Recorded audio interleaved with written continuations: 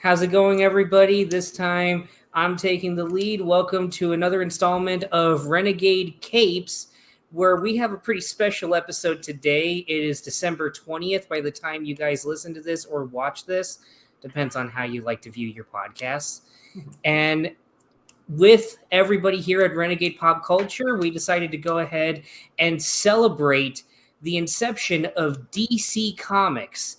It started back in August 20th, all the way back, I believe, in the 1930s. And we're all here to go ahead and gush about DC. If you want to go ahead and join in on the fun, we have a bunch of us over on YouTube, video essayists, everybody in general, to just talk about the things that they love. Joining me today for this very special occasion, we have the beloved Captain K42, fresh from the Renegade Animation Podcast. What's going on, guys? We've got the streaming demon himself, Jacob, over from the Renegade Marquee. Hello, everybody! We have got, of course, my lovely fiance now, K-Ra, Crystal. Hello. Concealing, but certainly very much feeling, we have our beloved Organoid Zero over here, who has a bit of a surprise to show us in a little bit. Good to see you haven't lost your touch. Oh my god. Oh, that's perfect. Dude. And I used to have the mask, but I don't even. Nice. That's awesome.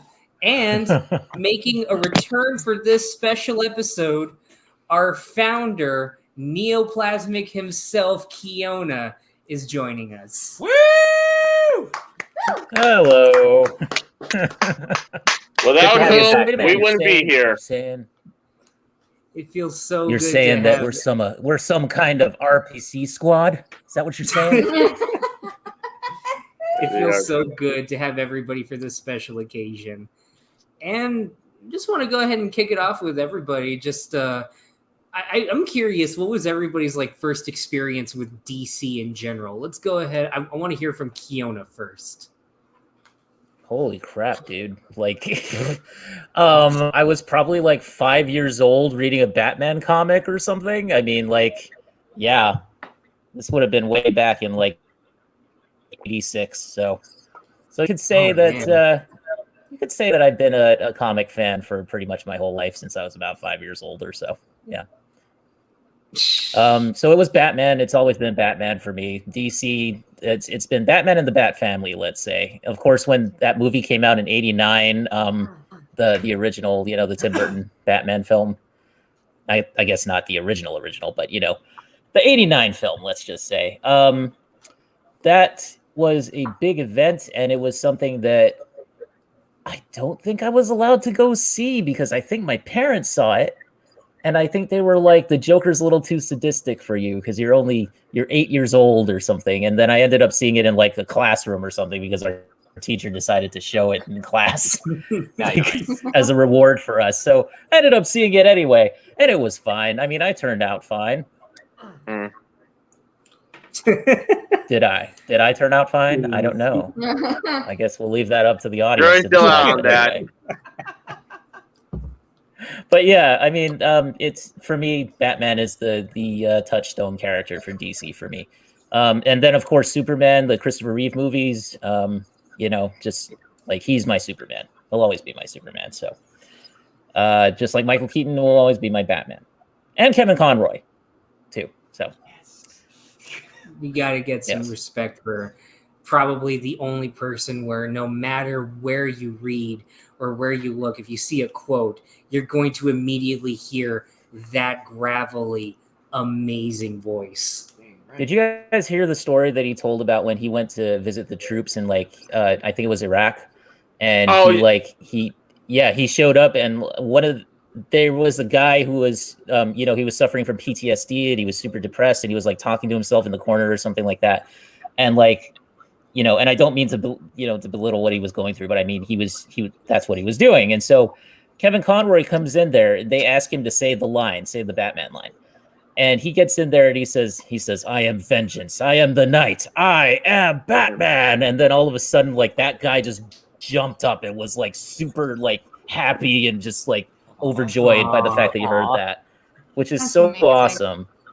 Yeah, and I just love that. I He love did the same thing. Power of that line. Oh yeah. I hear he did the same thing when he was working at a kitchen after 9/11 in New York City. Really? He did the same thing, and like everyone cheered.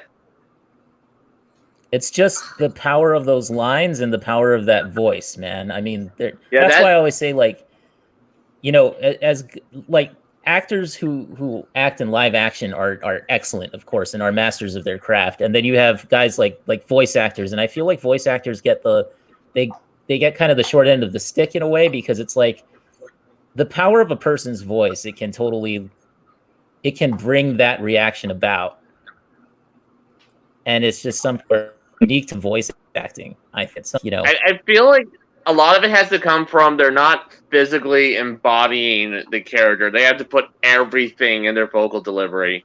For me, they should get more credit, honestly. Yeah, Agreed. I agree. And then you have Mark Campbell, who's like the prototypical Joker. The Joker. I mean, I don't think. Oh yeah.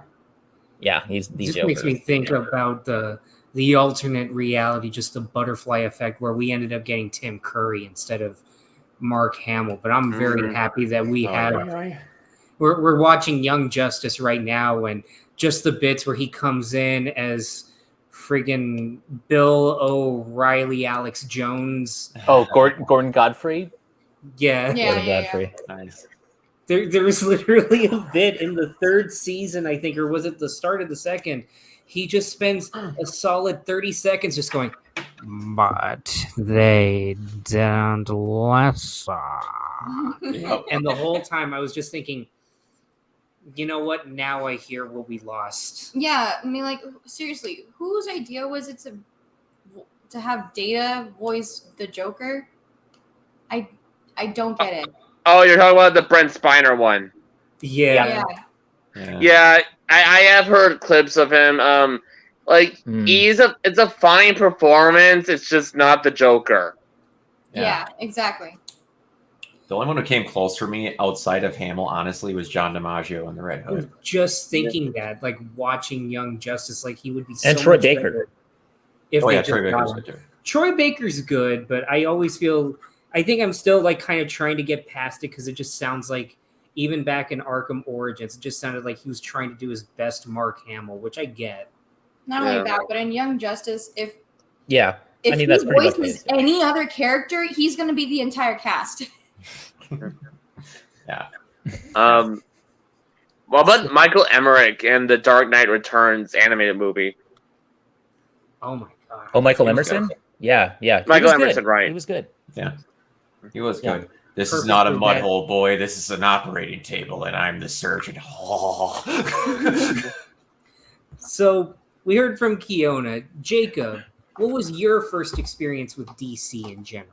My first real experience was The Dark Knight. Actually, no, that was my first time where I actually really experienced something DC related. I was just completely floored by the themes that movie brought up. You know, it introduced me to the idea that comic books were so much deeper than just bright colors and pow, bam, yeah. And I went through a big Batman phase when I was like 16 or 17, and I even bought some of the comics. Like, I would check out some from my local library, like Batman Year One, and Dark Knight Returns, and Killing Joke, and you know, I just started devouring the live action, the other movies. So you can see here. Nice. And I also Awesome. I also have two volumes of the animated series on DVD. As you should. Sweet. That's cool. See, it's in Nice. Nice. I have that same exact edition. Oh, this Oh yeah, those Yep. are great. Batman. I just that was awesome. yeah, and then Those are very cool. yeah, Batman is kind of my go-to guy for me. I don't really expose myself to much of the DC characters outside of the movies. I did watch Shazam for the first time just recently. Loved it. Yes.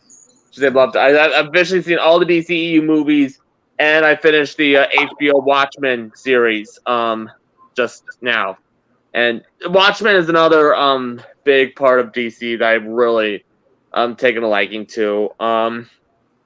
Yeah, from my experience watching a ton of DC movies and a bit of the shows, is there's just something so mythic about DC that I don't really get from Marvel that much. It's just, even with how big Marvel has gotten, DC does feel even larger somehow because the longevity of these characters and the stakes, or it's just the grandiosity of it all. It's just breathtaking. It really is. It's kind of shocking that with the DC, and I literally made this post like on Twitter like not that long ago when I was in my completely sleep deprived state of just rambling in between my editing. But I genuinely do think, like, in doing all this, because I have my Blue Beetle video up by the time you guys see this, I recommend checking it out. It's kind of worth it. But I genuinely think like that's DC's strength, just in the fact that they're able to go, and I'm not saying this as a knock against Marvel. I'm not about to be like, oh man, screw Marvel. But it's just the fact that DC can literally go to any other place in their universe and somehow it feels natural. Like, just the fact that in the DC universe alone, you can have something as grounded as Batman and the Bat family and all that. You can have gods like Shazam or Wonder Woman or Superman, aliens. But then you also have interdimensional things, like anything that Grant Morrison just decides to just pop out of his head one day. Or you can have Swamp Thing or metaphysical, like just entities like Sandman and all that.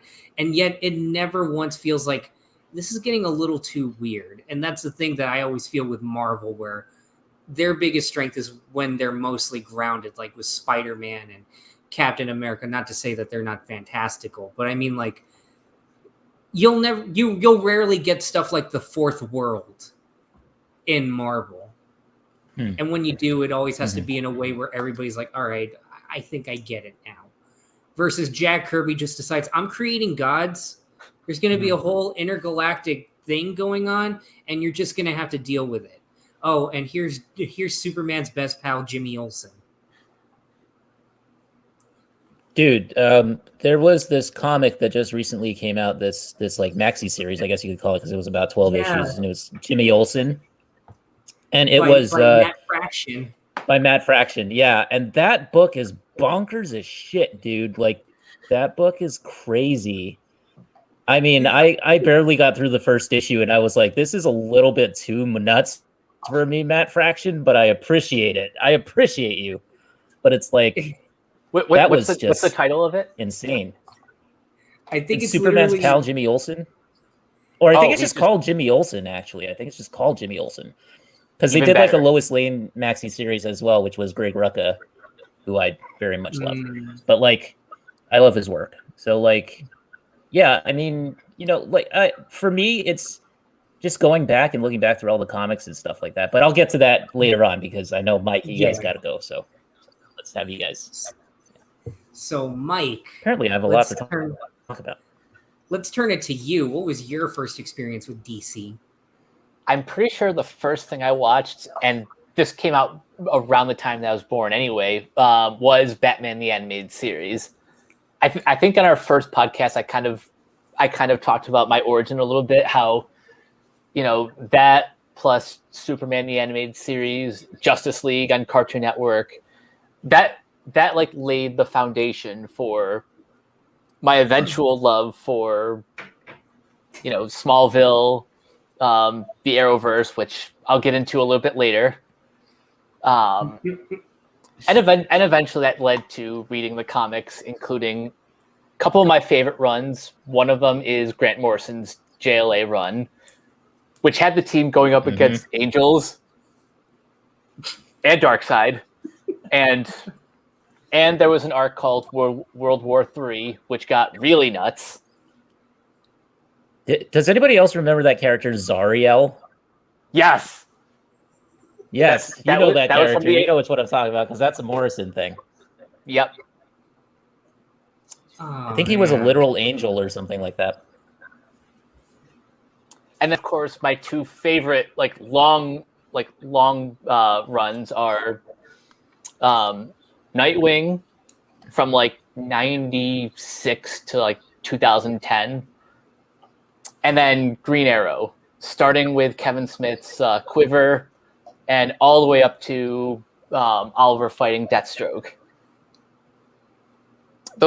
Those are like two of my favorite like long running comic series. Mm-hmm. You know, it's funny. That's my one regret in my Kevin Smith video, that I didn't find a way to squeeze in his Green Arrow run. I was checking it out like in little bits while I was exporting, and I finally saw like why that was making the rounds recently with the whole Batman is kind of a selfish lover kind of stuff going on. So I was like, where the hell did this Green Arrow panel come from? Oh, of course it was Kevin Smith. Of course it was. Of Gosh. course it was. And now Brock. That was a great I think I have controversy, an- by the way. I think It I was. have an idea.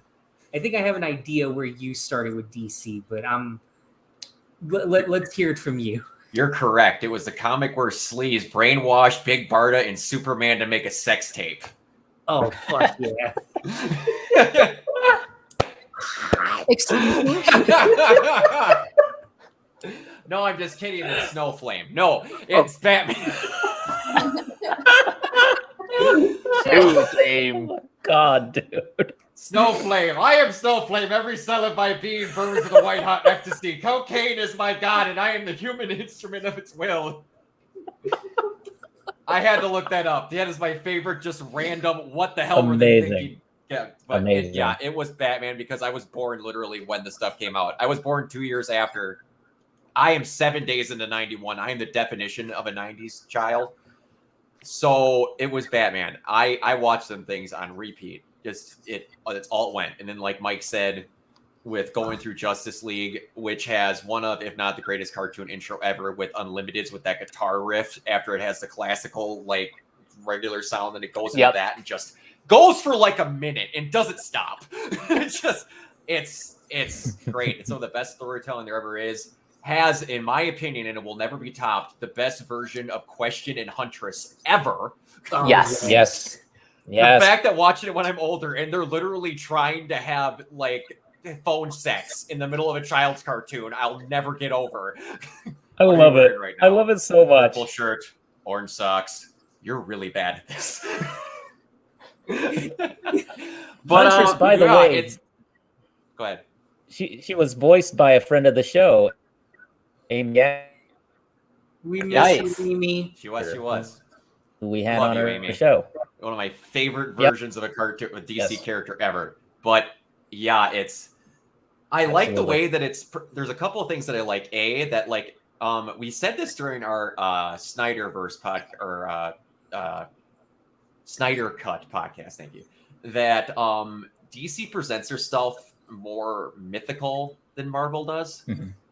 And I've always kind of appreciated that. Like, basically, the Justice League is based off the gods, like the great Greek gods, and you can see if you just look at it. Like, every time I tell it to someone, they're like, "What do you?"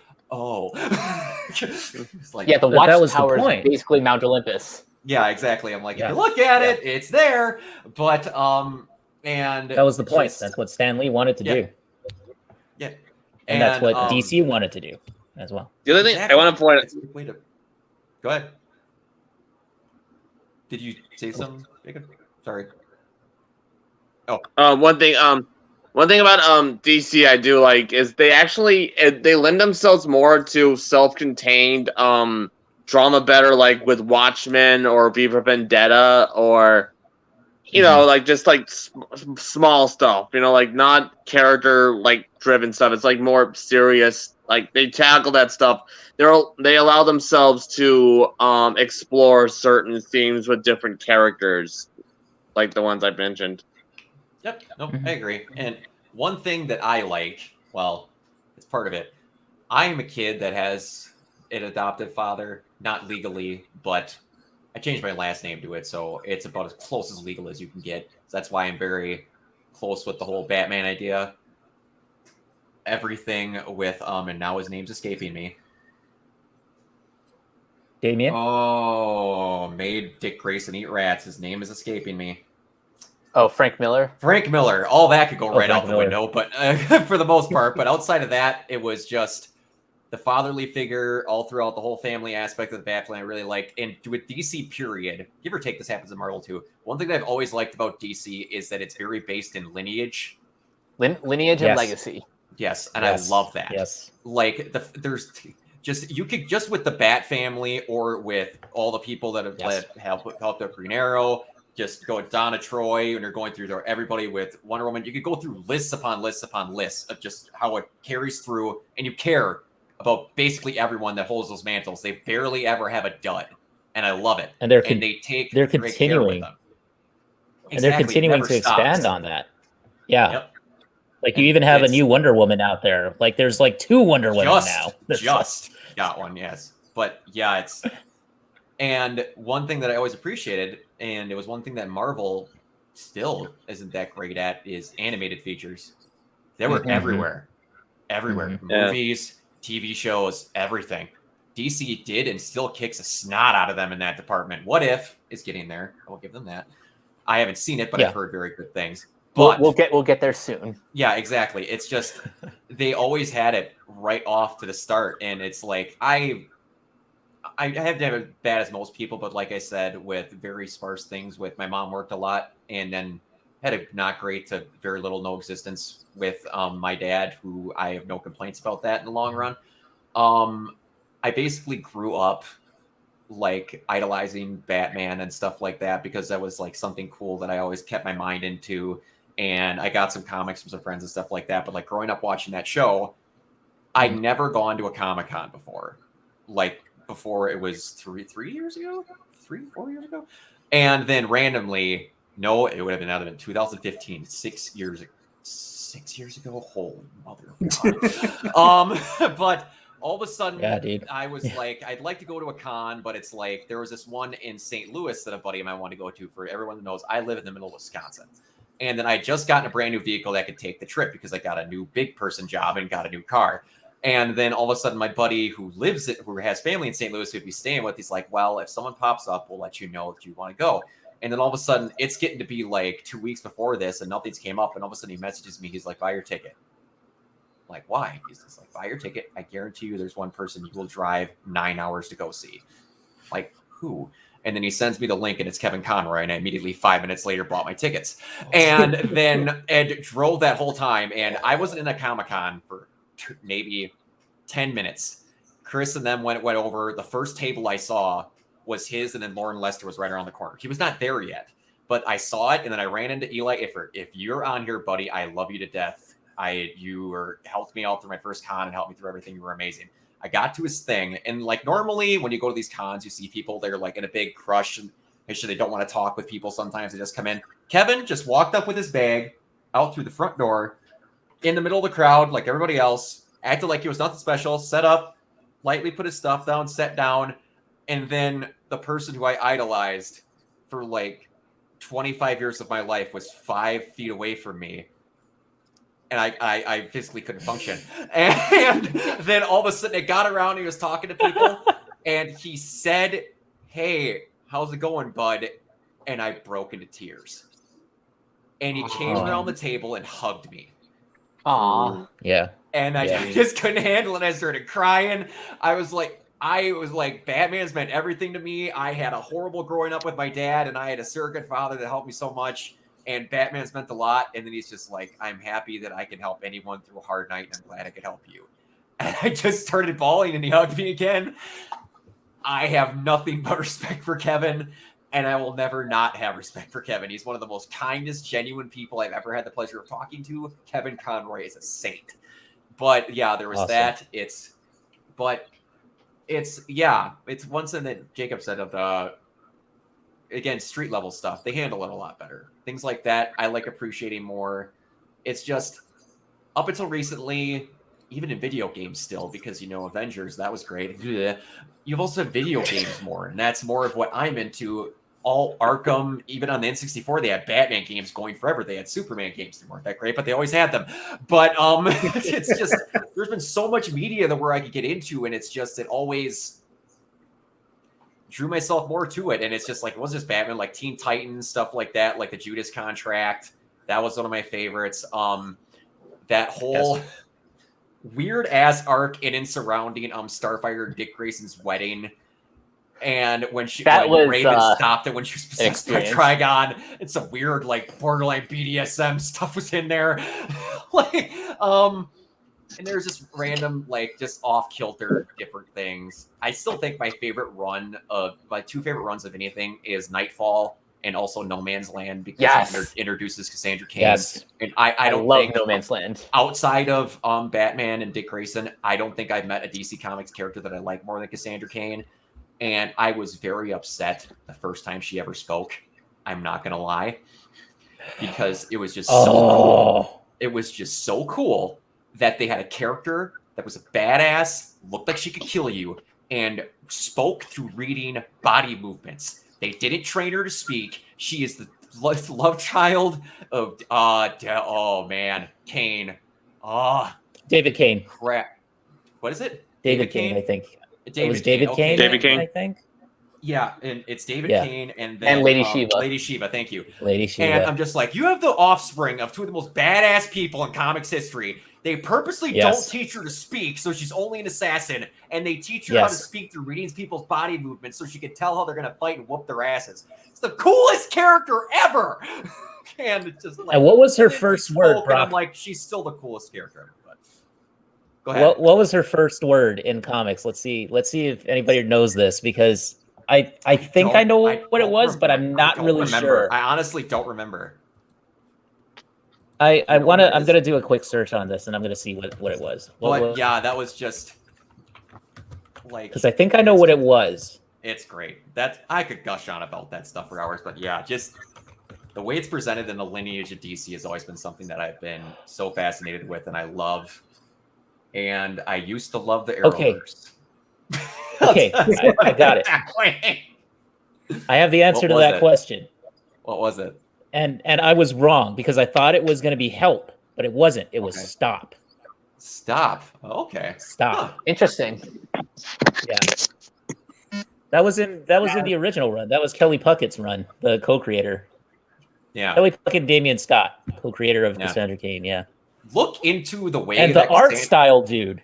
Yeah, it's great. Look into the way that Cassandra was conceived, by the way, because David Kane just went around looking for people, and then he thought that Shiva's sister was like holding her back, so just got in. Whole big hullabaloo happens. She dies, and then because she was holding back Shiva, and then they're just like, okay, we're gonna train with you with the deal that you conceive a child for me, and I'm like. Then it ended up being Cassandra, so I was like, that's messed up, but it was her, so that's cool. But the sad thing is now they pretty much wiped out that original origin story, I think. That'll bring us to the one thing that I hate about DC. Because I don't think even Rebirth. No, one of the things that I will genuinely bitch about DC with, and it's the only time I'll speak negatively outside of maybe the Arrowverse with Mike, is that let's just take the word reboot out of your continuity. It's done. We're just throwing it away. You can't use it again for 20 years. Just put it over there, lock it in a box, and throw it away as fast as you can. Or crisis. Take the word crisis. Reboot, crisis. Burn anything. Burn the word. Put them in the bin. So done. By the way, we're just going to give Barbara Gordon her legs back because she was one of the coolest freaking disabled representation character ever, but we got to reboot and have cool things. Oh, don't get me started on that. But anyway, we'll go on to somebody else before I go on a tangent. Dude, my favorite character is Stephanie Brown. I feel you, man. I barely just started reading Gail Simone's Batgirl, too. I avoid the New 52 like the plague because how they treated my boy Jaime Reyes was garbage. But I will go ahead. I'm gonna turn it over the New 52 to the lady of the group. Well, I will say I probably am the one here who is probably the smallest DC fan, because my upbringing was mainly centered around Marvel, just because that's when most of the movies were coming out when I was a kid. The only thing I guess my first exposure to DC was my mom's fucking obsession with Smallville. Obsession.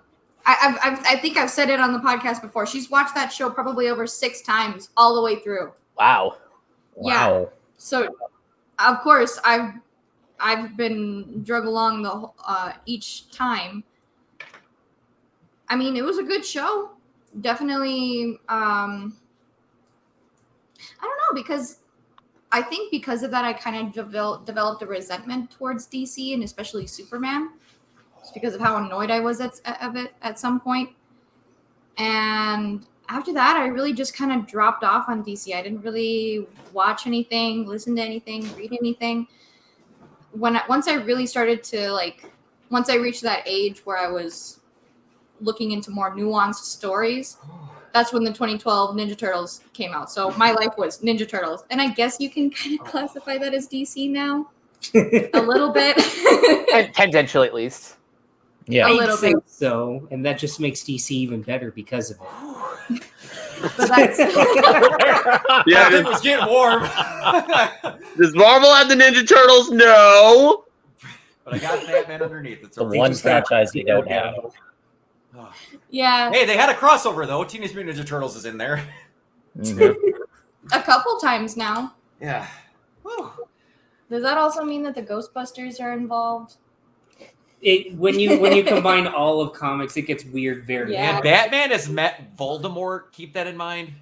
Yes. What? And the Power Rangers. Yeah. Oh my god. Yeah, And the pretty much everybody. and the Xenomorph. Yep, And Alien, I think Jason Predator. Voorhees. Yeah. Didn't he Yep. also meet Scooby-Doo? Yes, Oh. he did. Yes, Like many times. I didn't think that was real. Oh and- yeah, many times. And Archie. Well, you know what? I'll get to Yeah. that when we get to the later things. But yeah. But aside from Ninja Turtles, I said, my life became Ninja Turtles and that was it. And then, Marvel movies started happening, and then it was Batman versus Superman came out, and it just kind of further cemented my distaste for DC. And then I met Josh, and of course, crazy about Blue Beetle, and I found out that there was a superhero from El Paso. I'm like, okay, might as well check this out. And just recently, he showed me which one was it? The Christopher Reeves. Yeah, the very first Superman movie Yeah. with Dick Donner and Christopher Reeve. I was watching that, and the moment when he's in Lois's apartment and he takes off the glasses and I was like, so this is Superman. That's cool as fuck. So What did you think of when he got out of the phone booth and he was dressed in his costume, and then the guy says, "Yo, man, that's a bad outfit."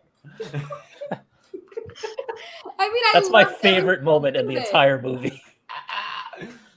Seriously, I was geeking out afterwards. I've known this character my whole life, which I kind of have, but I guess I got the wrong Superman. And I don't know. I want to get more into it. I want to check out more stuff, read more comics.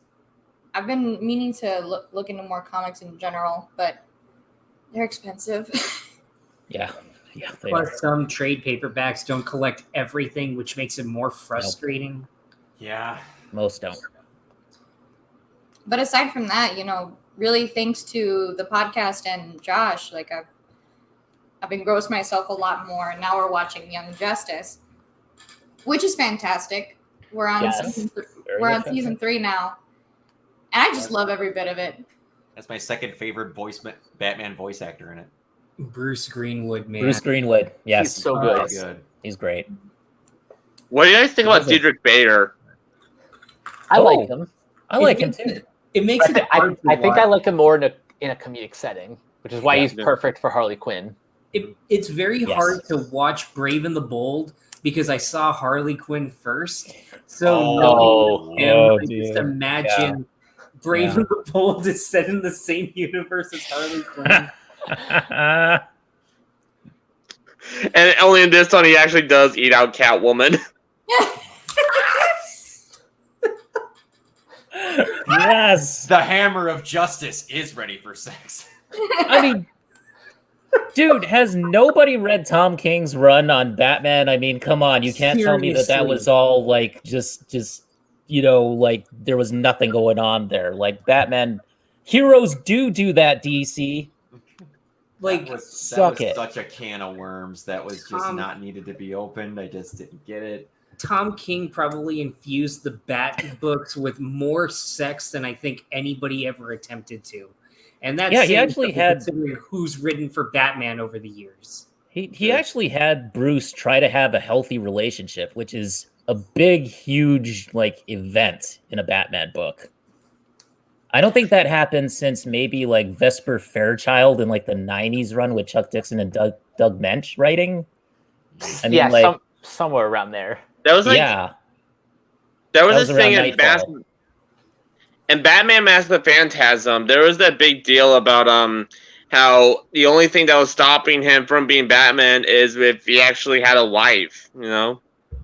Can we? And also that's exactly what they pointed out. Speaking of relationships with him, one thing that again, we're going to go back to why I love Justice League, the animated series. They always bring up the situation where a lot of times Batman is scared to be with someone because they could get hurt. Yes. And then they go through a whole episode where Wonder Woman is laying it on as thick as humanly possible to where, like, that's not an issue with me. Yes. One, dating within the team. Rooftop right never now. And he's like, if my enemies found out, they would come for you. And she crushes a freaking rock, and she's like, next. I think one of the lines was like, first things first. You're a goddess from an Amazonian island. I'm a rich guy with daddy issues. With daddy issues. Lots of issues. Oh man, that is one of my favorite episodes of Justice League, by the way. Isn't that the one where he has to sing for Circe to get yes. to get her turned back that pig? Oh, that's so good. It's so good, man. Everyone, go watch the Justice League cartoon. Justice League gets weird, it's Crystal. so good. Like that Christmas episode that I showed you, or the one where they time travel and go with Jonah Hex and then go to the future with Virgil. Like that's just the tip of the iceberg. Oh, it's so good. And I guess this is where I show my age with everybody, because my introduction to DC wasn't Batman, surprisingly. Oh.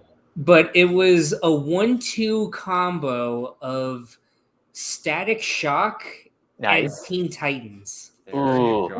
Perfect. Like those two, I watched them a lot, but I didn't even know who Batman was because I was a dumb little kid. And one day my parents are like, we're walking through Sam's Club, I believe. That was back when we went to Sam's Club. Remember Sam's Club? Mm-hmm. I remember Sam's Club. And they say, oh, look, they have the Batman movies on DVD. And I'm like, who's Batman? And they had the same reaction. They had this reaction 3 times in my life. It was with Batman. It was with Indiana Jones, which prompted us to get the trilogy on VHS. And they did it with Pac-Man. And that prompted us getting Namco Museum. So when we saw all 4 of the movies there, it was Batman, Batman Returns, Batman Forever, and Robin. And we jumped on that shit right away. And they showed it to me, and I remember loving them. And I'll admit, maybe it's just my nostalgia speaking. Maybe it's also the fact that I can also recognize that they're stupid. But I'll always have a soft spot for the Joel Schumacher Batman movies. Okay, I will defend Forever. Forever is a good movie. With Batman and Robin. Forever knew it was being campy. Forever is on the same level as Returns, as being probably one of the horniest comic book movies ever. Absolutely. But Are you trying to tell me that Nicole Kidman? that's the one with Nicole Kidman. Meridian. Trying to go back and forth with deciding who she wanted to be with the whole movie. Yeah. And then on top of that, there's Uma Thurman as Poison Ivy, which she knew what movie she was in, and she just last. I think everybody was just really, really hyperbolic with their anger towards the movies. But I also understand Batman is a dark character. He's a tragic character more than anything. If I were to coin anything from Marvel, he's basically DC's Daredevil in that sense. But at the same time, I think there's a place where we can have a happy Batman, or at least a more adventurous Batman. A more jovial Batman. Yeah, but that's not what we got in 2006 when we got Batman Begins. No. And that started my whole love of Batman in general. I even love The Dark Knight Rises, which a lot of people are very mixed on. But I'll go as far as to say that's probably, at one point, it was my favorite of Nolan's Batman movies. Wow. Really? But if we're really talking like far in, like, because after all this, I was strictly in Batman. I was just like, I'm never going to read Superman or anything like that. But then I eventually got out of that phase of my life where I was like, everything's serious. And it was Blue Beetle that really exposed me to the more lighthearted side of DC, and it was through that my buddy Ruben, at the time, that was when The Flash was barely about to hit its 3rd season, so he got me and Crystal. I showed him a whole bunch of movies and shows up until this point. That was what we would do all the time in high school. Just, hey, have you seen I don't know, Schenectady, New York? Let's watch it. Oh, no. Exactly. But, we'll watch fun shit, too. And he was just like, you've recommended me shows over the years. I'm going to recommend to you The Flash. You're going to love it, knowing you. And that first season, man, that's still something absolutely magical. Yeah. Yeah. And then for me now, just... again, animated wise, I think DC's on a real hot streak with everything lately. I read a little bit of Tom Taylor's Superman, son of Kal-El that he started doing, where it's his son as Superman now. There's dude, Tom Taylor's on a roll, man. Have you even read like Deceased? That's so good. Oh my god, that book is amazing. And then there's, I think I talked about it on the podcast before, but one of my favorite things that Tom King has ever written in his fucking career, and that's including Sheriff of Baghdad, Mr. Miracle, which, Jacob, I highly recommend that you read Mr. Miracle. I think you in particular would love it, especially with what you said about how DC handles character drama the most. That one is probably one of the best comic representations of PTSD I think I've ever seen. Oh, really? It's horrifying too, in Tom King's way. But none of the that. Omega Man is good too. The Omega Man is good. But none of that holds a fucking candle to Batman Elmer Fudd. What? You know what? I have a trade of all of the DC Looney Tunes crossovers. Yes. And that was one of the first ones I read. Wasn't Daffy Duck the Green Lantern? Yes. Didn't DC used to do like Hanna-Barbera characters? They did that for a couple years, and they did crossovers with like the main DC heroes. Yep. And just everything about that, and like I said, they can go cosmic, they can go interdimensional, they can go surreal, and everything that they touch, even at its worst, it's still very inventive and just amazing. And if there's any readers out there, or any listeners out there, I'd highly recommend, if you're able to find a good enough website, wink wink, I'd recommend, if you want to go out there, Alan Moore's Swamp Thing. Yeah, that is one of the scariest books, set of books you'll ever read. but then there's also Neil Gaiman's Sandman. Sandman. Thank you. Doom Patrol in general. Just Dude, have you guys seen like Lucifer, like the latest season? Like not season 6 is coming up, but like season 5. I need to get on the Lucifer train. Yeah, man. That show is excellent. Excellent, I swear to excellent. God, And Mom, I will watch it. I would give my kingdom to see like Tom Ellis and what's the dude's name who plays John Constantine? Matt Ryan. Matt Ryan. They need to do a show together. Like seriously, they just need to just do like a buddy cop freaking like thing through hell or something. That would just be amazing to me. But even animated, like just have them voice it. Yeah, I was gonna say, like, even if it was like an animated, 90-minute road trip movie with Yes. with Constantine and Lucifer and throw in death. Why not? And throw in Sandman. Just do it. Do everything. Yeah, that would be amazing. I'd watch it. One last thing to throw out there. Just in another example, what would you say is probably the weirdest character that you can think of from Marvel that is stuck around, or at least should stick around, or should have more opportunities? Howard the Duck, I guess. Yeah, probably. Probably. What if I told you DC has a character equivalent of that and is even better? Are you talking Detective Chimp? Yes. Yes. Detective. I almost thought you were gonna say Ambush Bug. Yes. Also, Like Detective Chimp. Okay, I'm just Googling it right now. Okay. I was also going to say on the Marvel side, I was going to say like Peter Porker, Spider-Ham. Or even the Beard Hunter or something like that. Like just Hold on. Oh, I don't know. The weirdest character. You know who they should give a better treatment to is Condiment King.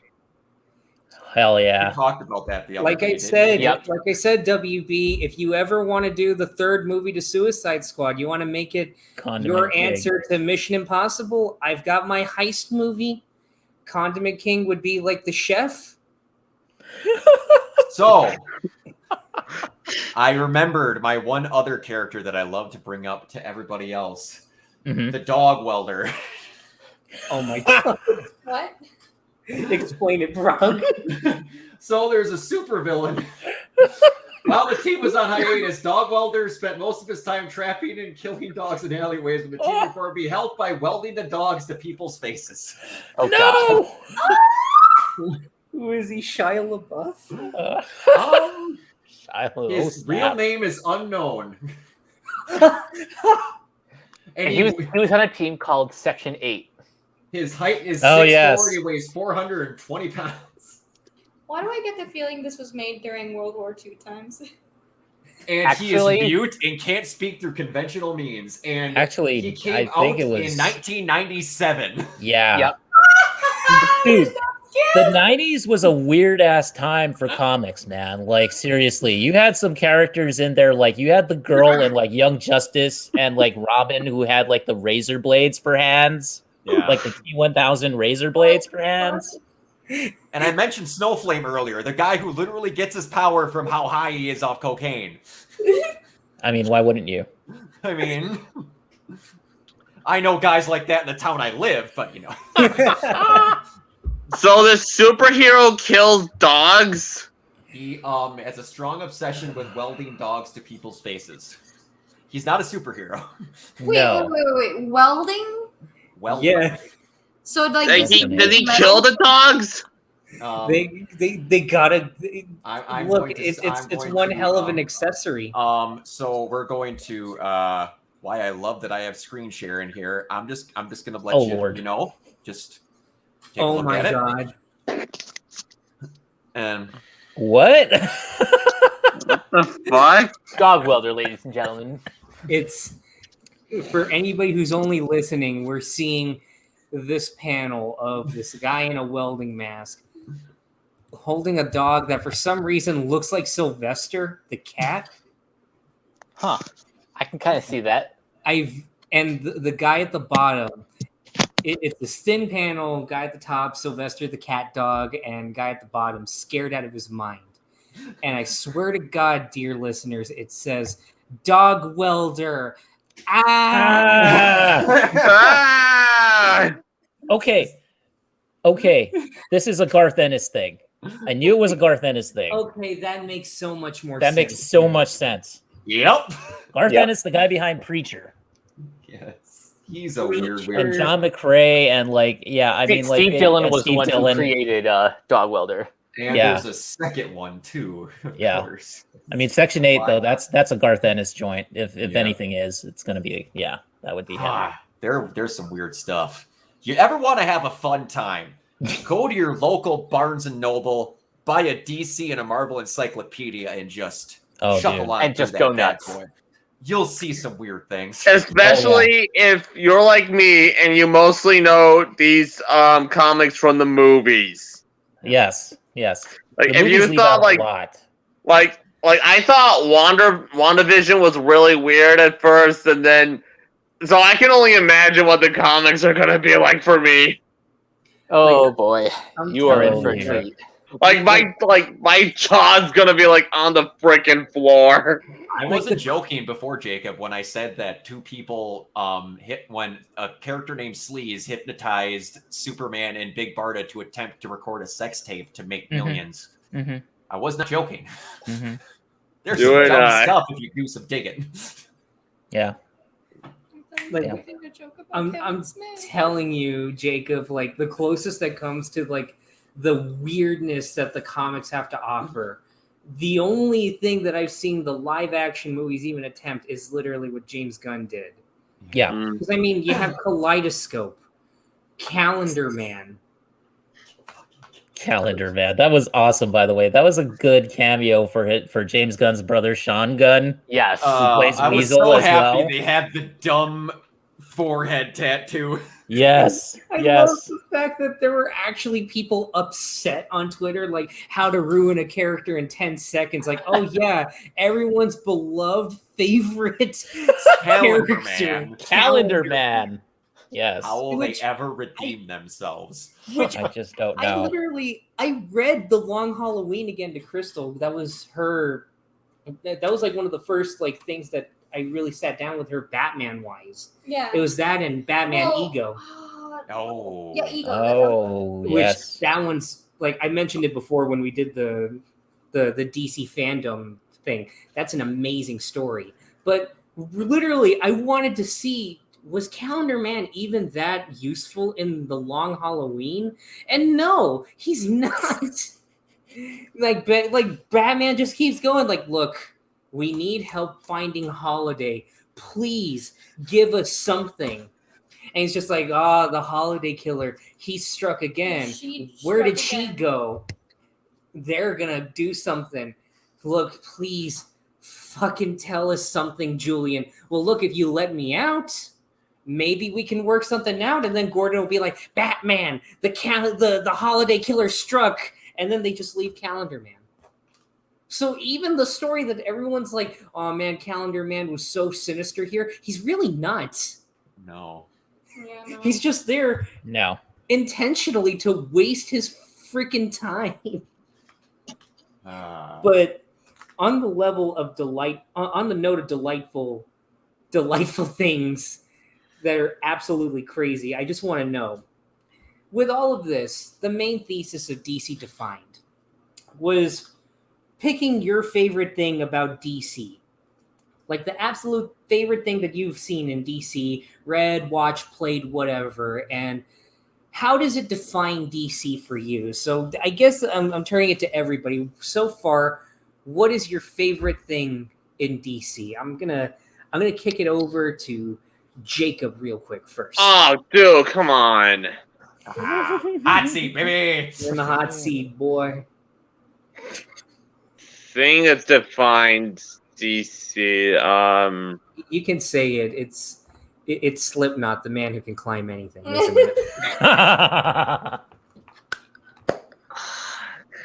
Greatest film debut of all time. Why do you do this to me? I'm guessing. I really like the Snyder cut of Justice League. There, I'll say it. No, that's fair. Yeah, just completely off the top of my head.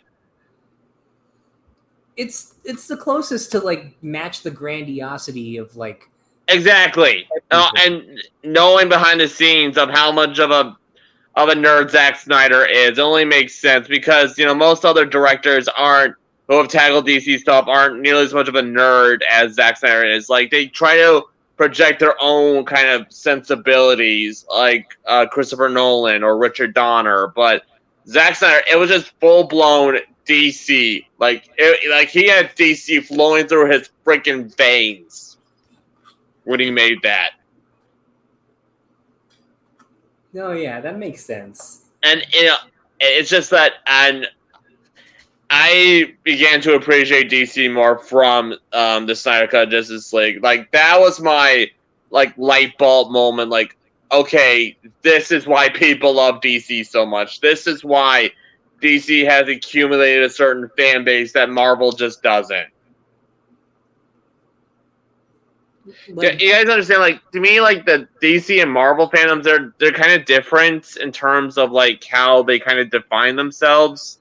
How committed they are to that sort of thing. Maybe it's because Marvel is such a part of the zeitgeist that maybe and their movie the Marvel movies have dominated the blockbuster scene so much that it's not as like the fandom isn't as defined as the DC fan base, if that makes any sense.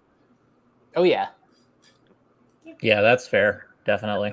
And also DC basically started it's not an exaggeration to say they have started the Superman the superhero genre with Superman the movie. That flick is still the Rosetta Stone of how you do a superhero movie. And it takes it like it shows that no matter how seriously you take a comic book character, you should still treat it with respect. And that's what all the good superhero movies do, right? Mm-hmm. yeah. So yeah, Zack Snyder's Justice League. That was my noob example. I mean, Justice League made me absolutely excited for Superman. And I had seen the other stuff, but I mean that's the first time where I went, oh fuck yeah, Superman. Because that's just when he comes in to fight to join everybody after Steppenwolf is just decimating everybody. He just does the not impressed. It's like, okay, that's close to the shit. That's close to the kind of goofball that Superman is. Yeah, compare that to the Justice League version where he does it as, well, I believe in truth, but I'm also a big fan of justice. That was just so old hat to me. Personally, but I get what you look. That's lame as fuck. Josh, I will agree with you There! on one thing. I'll agree Kind with of you on one corny. thing, Josh. Kind There of is one corny. line that I do actually miss from the Justice League cut, and it's one of the most old school Superman lines that I love, and I was kind of upset that it got cut from that movie, is after he does the stuff with the Russian family. I don't like that. I was glad that got cut. Yeah, but that when was dumb. when he comes back over the top, and he's like, "Is this guy still bothering you?" And then he just Yes. starts beating the ever living shit out of him. I'm like, That was that was a such good line. cool, amazing Superman line. Yeah. It was great. After that, they had the best on-screen Superman, in my opinion, for roughly 5 minutes. That line is mostly lame, I mentioned, compared to the not impressed one. Yeah.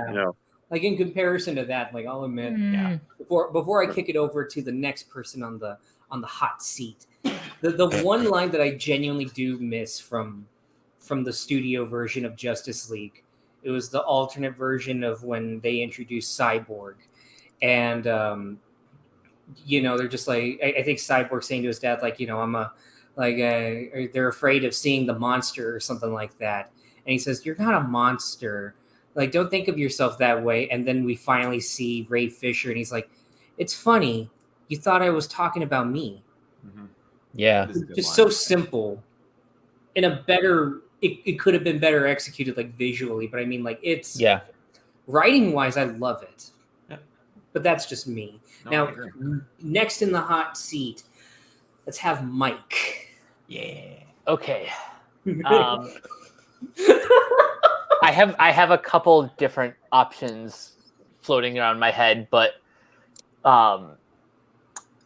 in an attempt to be a little bit unique, and again, this is kind of a recent example, Superman and Lois on the CW is as of now, probably the best show set in the Arrowverse, and is kind of it's kind of the perfect example of how to tell a long form Superman story, and show like all of the assets of his personality. You know, you get to see all the you get to see the superheroics, but you also get to see the human side of Clark, right? Like raising a family. I mean, he's not working because in the pilot he and Lois get fired from the Daily Planet, but still the show is about him balancing between saving the world and saving his family. And just the way they handle everything is just it's honestly done to perfection. Minus a few CW-isms, but that's because the other focus of the show is Clark's sons, Jonathan and Jordan. But even these two are great characters in their own right. So yeah, if you haven't seen Superman and Lois, you should definitely get on that soon.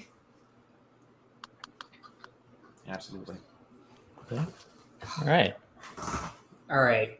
Let's see, Brock. All right. So I have two.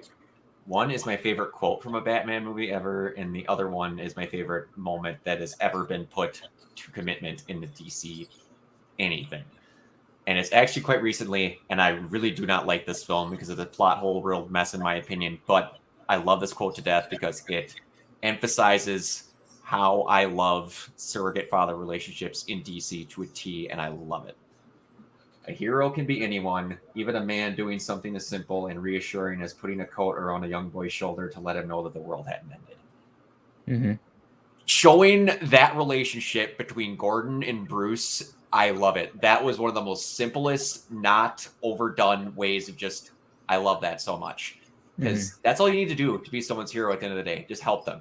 That's all you got to do is just help them in the moment and when you can. But DC to this day, in my opinion, and damn it, I cry every time I watch it, will never, ever, ever, ever top the epilogue episode of Justice League Unlimited. Oh, that's a good one. They never will. Never in their lives, in my opinion, will they produce something that good. For those that have not seen it, in Justice League Unlimited, they basically do a new ending to Batman Beyond, where Terry is talking with, I believe it's Waller? Amanda Waller. Amanda Waller. Yeah. I haven't watched it in a bit, but she's talking with Amanda Waller about this old mission that Bruce went on. And it was with the Justice League. It was like Stargirl. I can't remember the old team. It was a couple of randoms that they didn't normally have in the show. Was it like Metamorpho or somebody like that? It's been a while since I watched it too. Shira was there, and then it was two other ones that aren't normally there. But they were going up against the Royal Flush Gang. And Ace had gotten out of control in the middle of the city and had transformed these people, given them these powers. Mm-hmm. And what had made her go nuts is that she couldn't control her powers anymore, and she was dying. Yeah. And Batman, knowing that she's just a scared kid, was looking out for her this entire time. He's the one that sympathized with her the best. And then Waller point blank comes up and gives this kill switch thing to Bruce to use on her. And she's like, she might listen to me. I'll go do it. And then he just puts it in his pouch and then walks in and leaves everybody behind. And she's just swinging on a swing, scared, terrified. And she knows she's dying. And she's talking with Bruce. He comes in. He's just like, I'm dying. I gave everybody what they wanted. And then he still wouldn't play with me. He's like, I know. And you're not going to hurt me. You're not going to do whatever. He's like, I can't remember the exact quotes or whatever, but he basically comes up to the conclusion that he wasn't going to use the device. And then Ace goes, I know you weren't going to. I'm going to be dying soon, and my time is coming to an end. Would you sit with me? And he does. And he sits on a swing and holds Ace's hand until she dies, and then carries her out, sets her down, and just doesn't say anything to the rest of the league, and just walks off. There was one. Okay, go ahead. Finish. And the big crux of this is talking with Waller and why Batman is so important. Yes. That there always needs to be a Batman and all of this. And Terry, to this point, had not been aware of something that, I don't know if it was the original plan of Batman Beyond, but it was put in the act here that that technically Terry is Bruce's kid. That was a little bit of a stretch for me. Like, I'm not sure I cared for that little bit of retconning, but okay. It is what it is. I absolutely loved it, but that's just me. But they go on to that. They always at some point felt that they would need a Batman. So they basically, I can't remember the exact science, but they interjected cells of Bruce's DNA into Terry's dad. One of the best Waller lines. And around a couple. And then Terry came out, and then Dad's instantly killed by the Joker gang, and then he had the same exact growing up because they're like, we needed a Batman in the future. There always needs to be one. And then the entire time, Terry had just been freaking irritated with Bruce because he was being an old grouch, because that's what Bruce was at that point. And then all of a sudden, he's going to go out and do something. I can't remember. I believe the signal was off, and he had to go do something. And he's like, get something to eat. Or he says either wear a coat or get something to eat as he's going out. And then he kind of shakes him off. He's like, you're stubborn. You know that? He's like, yeah, I get that from my old man. And he walks out the door. And I'm like, ah! Even as you were just describing the episode, I still got a little choked up. It's so good. I haven't watched it in like 5 years, so I don't remember the exact lines, but it's the best thing that DC's ever put. And it comes out of nowhere because it's just a single plot point episode in Unlimited that they just plopped in there. And I'm like, that was the original ending to Justice League Unlimited too. Yeah, they were going to end the entire DC universe with that episode, but then Justice League got one more season. Yeah, but the other great moment, if I can allow another, is in the very last episode of Justice League Unlimited, and it is my favorite Superman moment of all fucking time that will never be topped. Yeah, he's sitting there with Darkseid. Darkseid is just going to town, taking out everybody, and Batman is on the floor next to him. He's like, Darkseid's like, why do you guys continue to fight? And Superman says, as long as that man can draw breath, he will not stop fighting. Me, I have a different problem. Boom! Right hooks him clean through a building. And then he just flies up and sits next to him. He's like, my entire life, I had to walk around being careful, feeling like I lived in a world full of cardboard, that if I hit someone too hard or do whatever, that I might kill someone or I might do something horrible. But you can take it, can't you, big guy?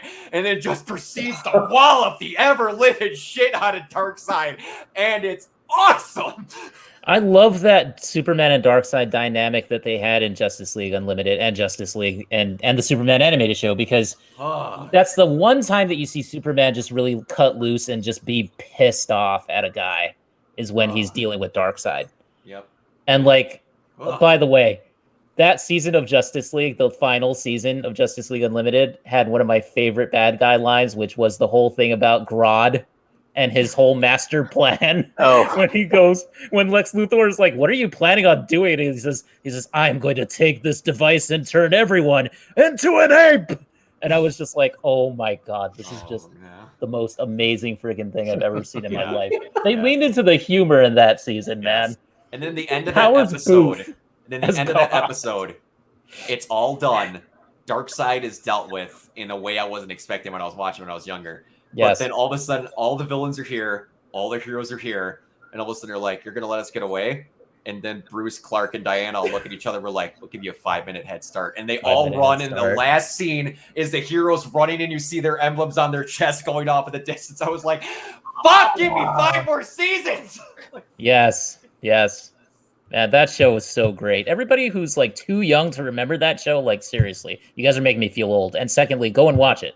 Yes. Oh, that is perfect. I gotta see that. It's my gold standard for DC. It's the best storytelling they've ever done. Young Justice is damn close, but you are not beating that Justice League cartoon ever. No, you're not. No.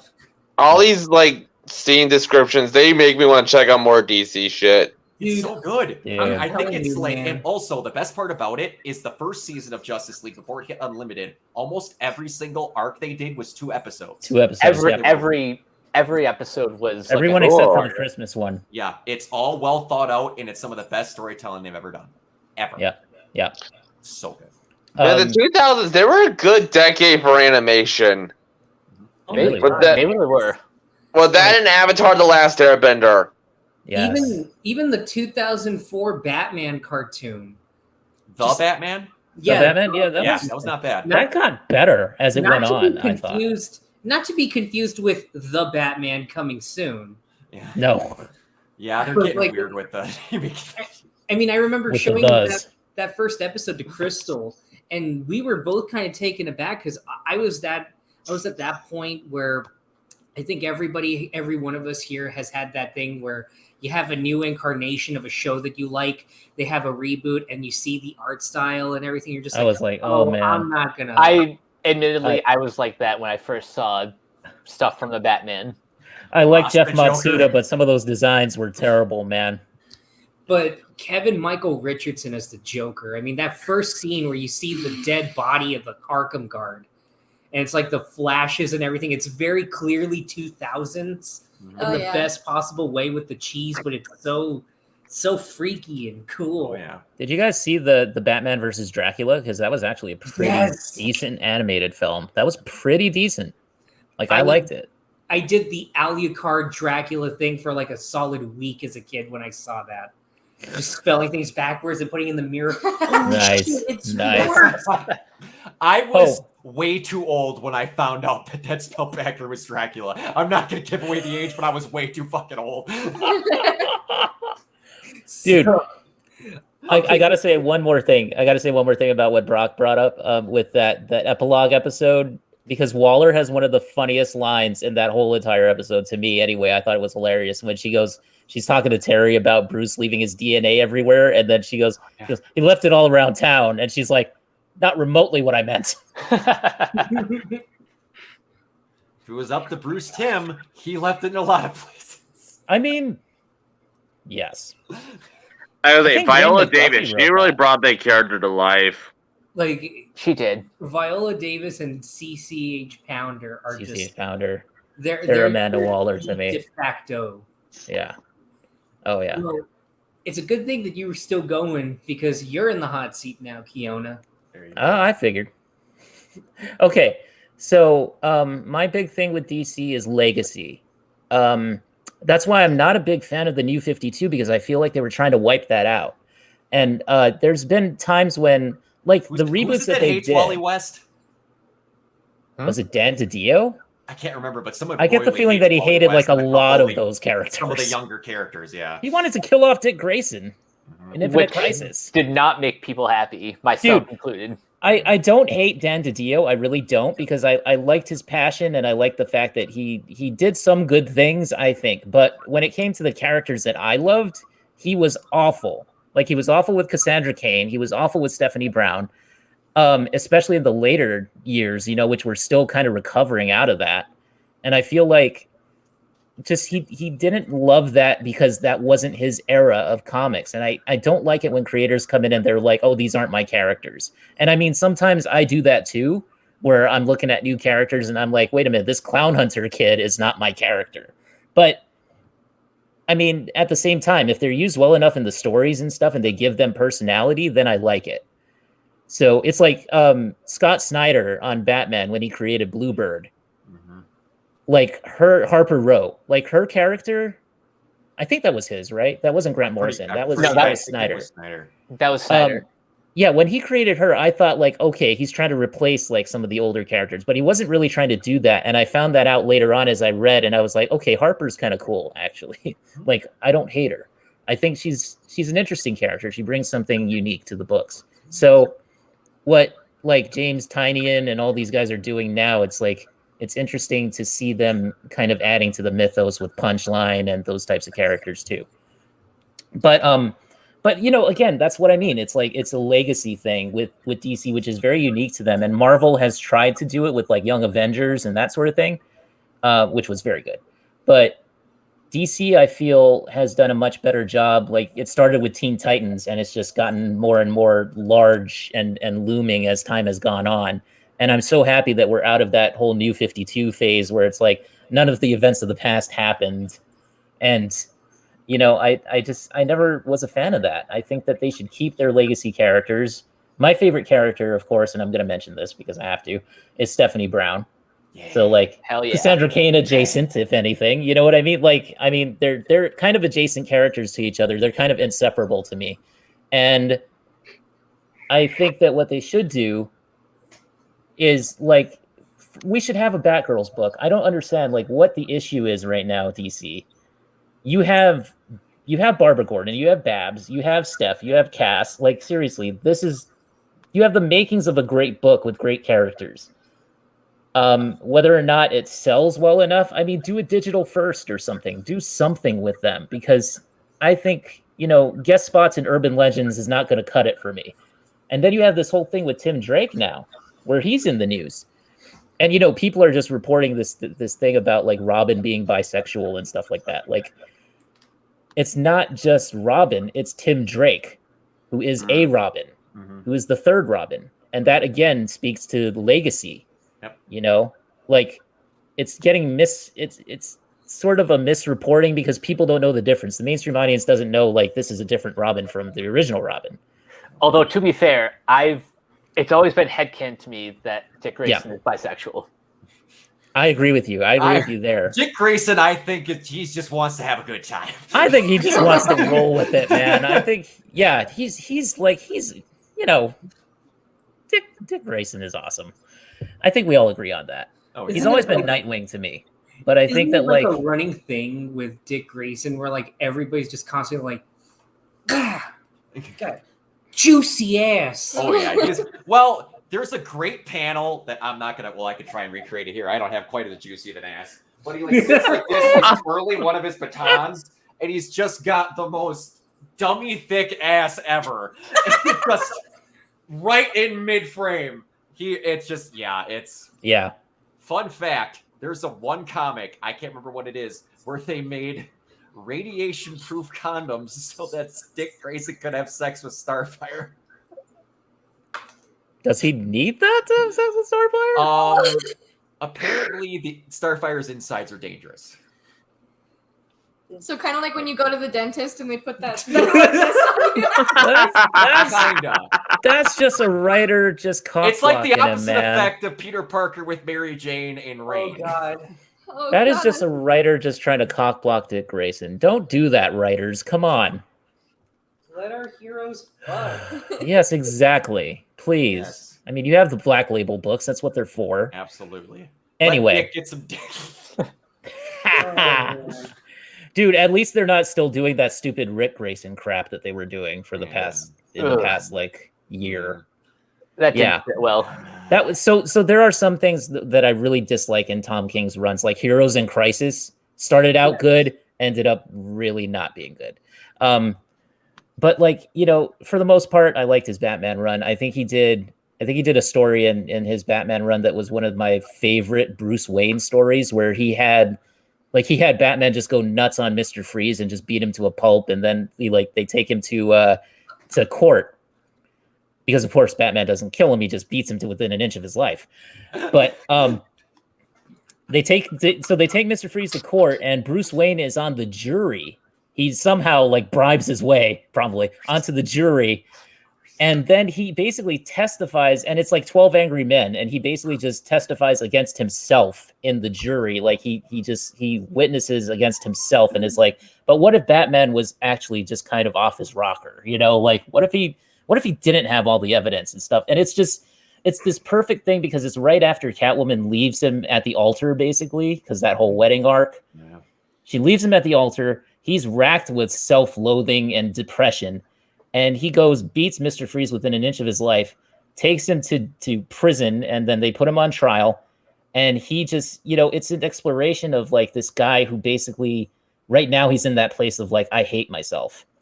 And I'm going to actually physically show that by testifying against myself. And I think that was one of the best Tom King stories I think he's ever written. Certainly one of the best Batman stories I've ever seen. But again, just getting back to the whole point of legacy and stuff, like Young Justice, the comic, the original comic, not the Bendis comic, but the original Peter David Todd Knock comic book from the 90s is an awesome parody comic. Like, seriously, guys, if you have not read that run, that is a great, great run. It has to the point where it has these dudes. Okay, I'll just give you one example of like the punnery that happens in this comic book, the punification, if you will. So there's a scene where like the villain of the story is basically trying to kidnap the Pope, and the Pope is in the Pope mobile. and there's the villain is there and he's killing people in the audience. Like, you can tell he's just rampaging, and they have these Secret Service dudes or like the Pope's like security, and they're pulling guns and shooting into the crowd and saying, "Protect the Pontiff." And that is one of my favorite panels I've ever seen in a comic book. It is hilarious. Peter David, you're a genius. Jeez. I love it so much. The irony. It's the irony. But anyway, like, I think that DC does a really good job with just introducing new characters while at the same time keeping the original guys viable and around and like within the public eye. So that's kind of my favorite thing about DC and what they do. I mean, literally, my video is all about the legacy of Blue Beetle in general, and literally everything that you're saying. I'm not saying that it's word for word in my video, but it's just that's more or less the thesis of it too. Just, I mean, how many Batman, how many Superman, how many, for God's sakes, there's a literal Green Lantern Corps. Mm-hmm. Yes.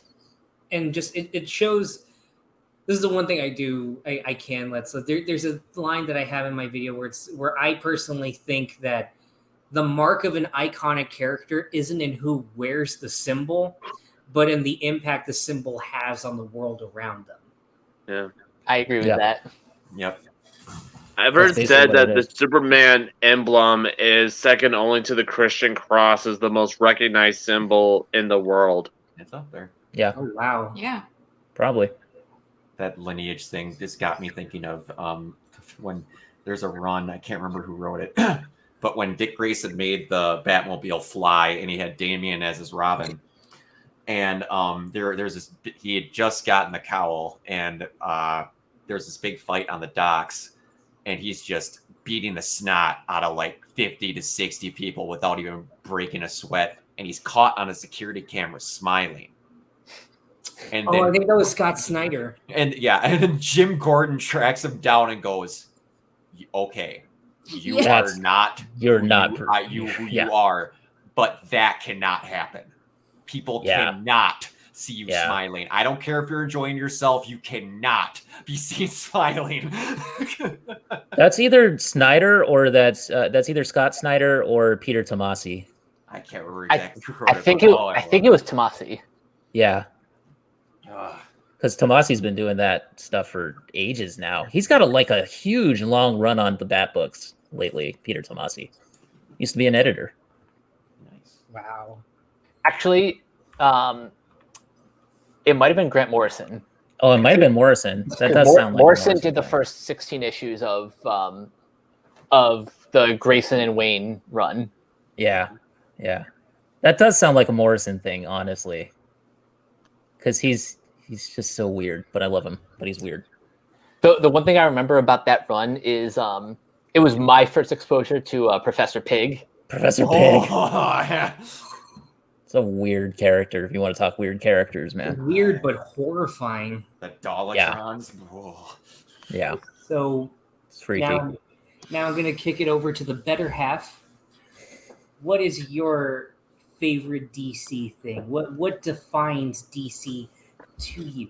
Well, I mean, for the longest time, my biggest thing against DC was, Superman's not a real character. Like, he's just a Boy Scout and poster boy, and he's just truth, justice, and the American way, and like that's it. That's his character. And then Batman is just brooding and mean and angry, and I am vengeance all the time. And Wonder Woman is just a female Superman. Like, she doesn't have a character. Like, that was my line of thinking. That's why I kind of jumped on, like, the Marvel bandwagon. Like, oh, well, you know, all of them are funny and cool and they actually have personalities. So that was my biggest gripe with DC. And it wasn't until, pretty much the Christopher Reeves moment. Like, watching that whole movie and just seeing who Superman is. I'm like, oh, so that's DC. So really my thing with it is character. And through seeing like Batman Ego or just like a Wonder Woman 1984, I'm starting to see that, I was stupid. No, you weren't. No. I was really stupid. Well, I mean, We all make mistakes. I thought Maroon 5 was a good band for a while. Nobody's perfect. Who would you? What? I didn't hear the name. Maroon 5. Hey, Harder to Breathe is pretty okay. Okay, you They got had some good ones. They got a couple good ones, but really just seeing that moment where he takes off the glasses and like, oh my god, because I had always been like, well, he's not. I mean, anybody could spot him. Like he's just wearing glasses. How could you not tell that that's Superman? And then I watched his performance as Clark Kent and Superman. I'm like, holy crap. It's interesting too because they have a moment similar to that in one of the animated movies. I think it's Hush. I could be wrong, but like there's a point. It might be in the original comic. I've never read it, but Soups and Clark and Lois are at a diner or like at a cafe, and he finally lets it out. And just like, look, there's something I need to tell you. I'm Superman. She's like, oh my god, just stop it. Like, no, you don't understand. And then he takes off, and he looks around. He's just like, and then he takes off his glasses. She's like, and he says, no, I mean, really look at me. And it just holds on him, and then it cuts to her. She's just like, oh my god. Oh my god. Uh-huh. Oh my god, you wrote stories about yourself. What was... you now realize how unethical that is? I mean, she's not wrong. But I don't know. It's just, I'd always been told by like people around me, including Josh, that I just really need to look deeper into it. And I was like, it's just too brooding. It's too serious for me. And the movies, like the first movies, like the first Justice League and Batman versus Superman, really did not help. But It was a very different version of the character. yeah, and then through seeing like Jaime and who Superman really is, and all the other characters through just a Young Justice, I'm really starting to see that there's a lot more to these characters than I initially thought. Especially like also with Batman Beyond. Oh, Yes. Terry McGinnis is her Batman. Yes, he is. He's a good boy. Which, thanks Brock for fucking spoiling the ending. Well, if you don't watch, you won't see it if you don't watch Batman Beyond. So, sorry. Yeah, it's not the actual ending of Batman Beyond. Yeah, like that's Part only of in Justice Justice League. It's not in the actual show. Yeah. But there is a great moment in that, and I will wait until I've known if you've seen the episode before I say it, but it's one of my favorite Bruce Wayne quotes ever. So we'll wait. Oh, yes. I think I know which one you're talking about, Brock. Same. I think I know. Talking to I think. himself. Yes. That's the one. That's the Ah. one. It's great. Oh, you're talking about the one where he's like, that's not how I would talk to myself. Exactly. Oh! How'd you know he wasn't talking to you? Because I don't call myself that. What do you? oh. Like, it's just so perfect. It is. You get to have another person talk to Bruce and see how kooky he is. I love And it. that was another thing. I had watched that episode right after Josh showed me Batman Ego. Yes. Oh, Perfect. that is What we call a perfect. 1-2 punch. Yeah. Yeah. Nice. That's Yep. perfect. Yep. So I won't belabor everybody with more Blue Beetle talk. I have my whole video for that. So this is my thing, and I'm kind of curbing from Brock real quick. Like, I got 3 distinct ones, but they're very different. So for me, like, I think it's just for DC, especially compared to Marvel, not only is it a legacy, but it's also in, I want to say, the cultural impact, as well as a genuine belief in the good of people, as well as resilience. So the three things that I have, all 3 of them are from the comics. So one of them is absolutely technically not DC, but at the same time is. And Kiona might be surprised that I'll even mention it, but I'll get to that one right now. The first thing, through my love of Blue Beetle, it got me to appreciate another character, which is Booster Gold. Mm-hmm. And I actually owned the first one, the first trade after Jaime became Blue Beetle, which is, it's called 52 Pickup. And it's him with Rip Hunter just going through time and just, dealing with a bunch of abnormalities and everything. And there's one issue that absolutely chilled me to my core. And the lead-in was just that one of the abnormalities in the time stream is Barbara Gordon. She was, according to Rip Hunter, she was never supposed to be shot by the Joker and paralyzed. So this issue has Booster Gold go back to that fateful night and try and stop the Joker from paralyzing her. And he fails a lot. Like, that's the thing with Booster Gold. He's basically a Kevin Smith character put into the DC universe. He's basically Randall.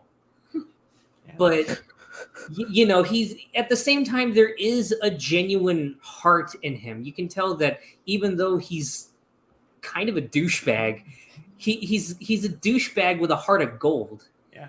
Again, one of the best versions of him was also in Justice League Unlimited. Yep. I need to see that. You need to see that episode, dude. Yeah. And just sit down and just go through the show. And you see through this whole issue him constantly trying to go back, and he has to deal with the worst enemy that anybody's had to deal with, which is Alan Moore. Just, he goes after this Joker, and every single time he's beaten within an inch of his life. Usually he's all joking. He still is here and there, but he's still like, I gotta go back. And he keeps going and gets continuously fucked up. I gotta go back. I gotta go back. I gotta go back. And eventually Rip Hunter's just like, look, stop. I'm not about to let you go back. You're eventually going to die. He's like, no, I need to save Barbara. She is not going to have that happen to her. Nothing that bad can happen. And Rip Hunter reveals to him, because the catalyst for all this is Ted Kord's death. Mm-hmm. Booster Gold and Ted Kord are thick as thieves, and when Ted Kord died, it really messed with him.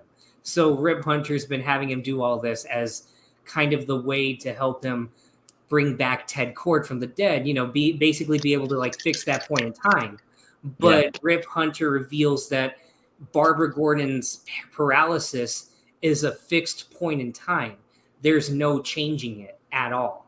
Until they changed it. But just the fact that Booster Gold, probably one of the more irresponsible heroes of them all, still has this stern, I can't let that sit by. I will literally fight the laws of time and nature in order to make sure that I can save somebody. That was a little bit of empowering. That was like a little bit of meta commentary as well, because it was, I think Alan Moore himself always said that he never intended that to be actual canon, actual continuity, that Barbara gets shot and her spine gets severed and she becomes paralyzed.